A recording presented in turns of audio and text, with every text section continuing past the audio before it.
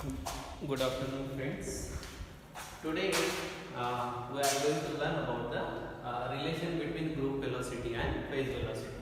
So, what is your group velocity? Vg stands for your which velocity? Group velocity.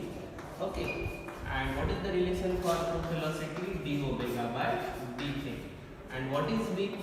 Vp is known as your which velocity? Phase velocity. Okay. And what is the relation for phase velocity? Omega divided by k. So here we have to give the relation between group velocity and phase velocity. First of all, what is Vp? Vp is equals to omega by k. Okay.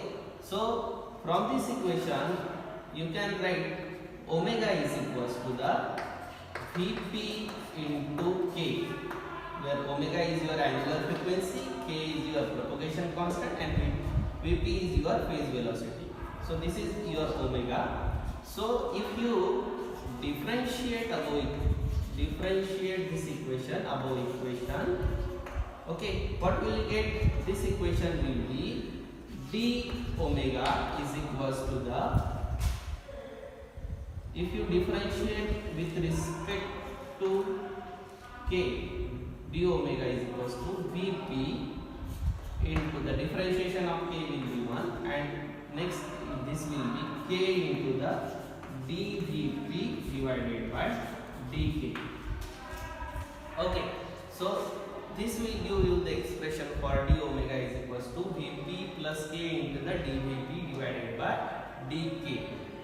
So in this equation, here what is k? K is equals to twice pi divided by lambda, that is your propagation constant. Then what will you get if dk is equals to minus twice pi divided by lambda square into d lambda.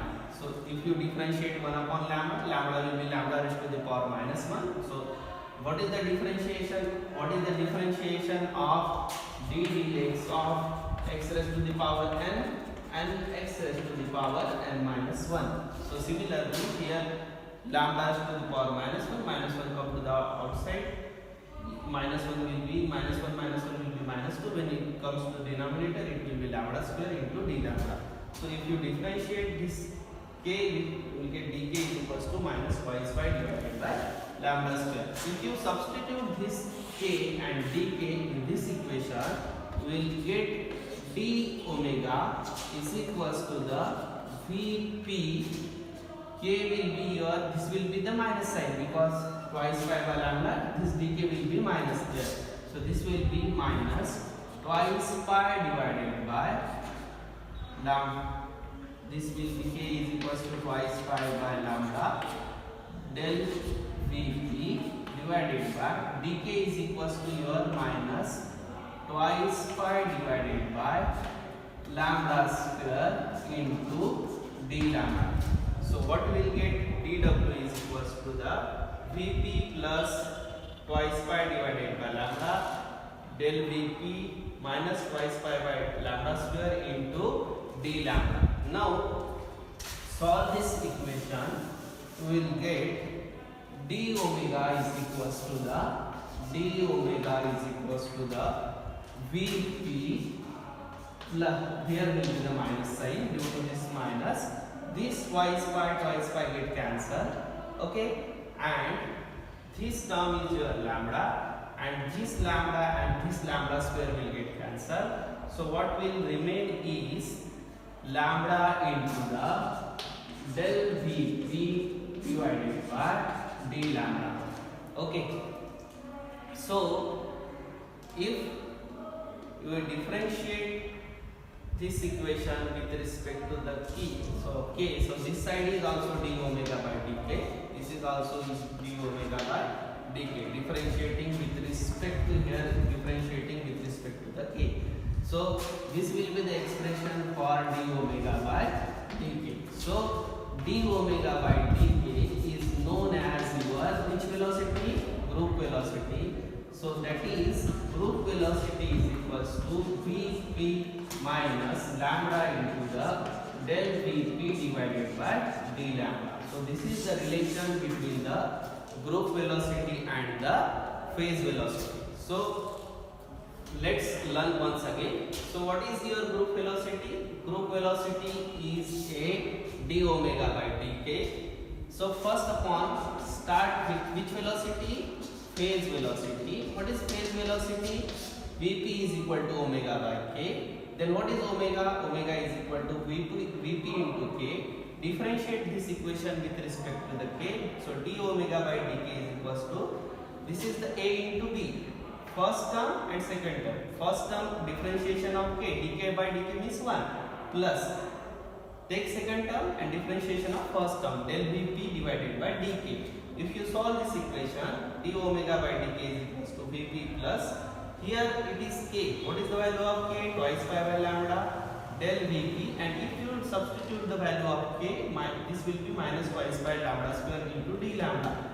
So when you simplify this equation, you will get the equation of d omega by dk is equals to Vp minus lambda into the del Vp divided by del lambda. And what is this d omega by dk? This is known as your group velocity. So we will get the relation of group velocity and phase velocity is, group velocity is equals to phase velocity minus lambda into the del Vp divided by d lambda.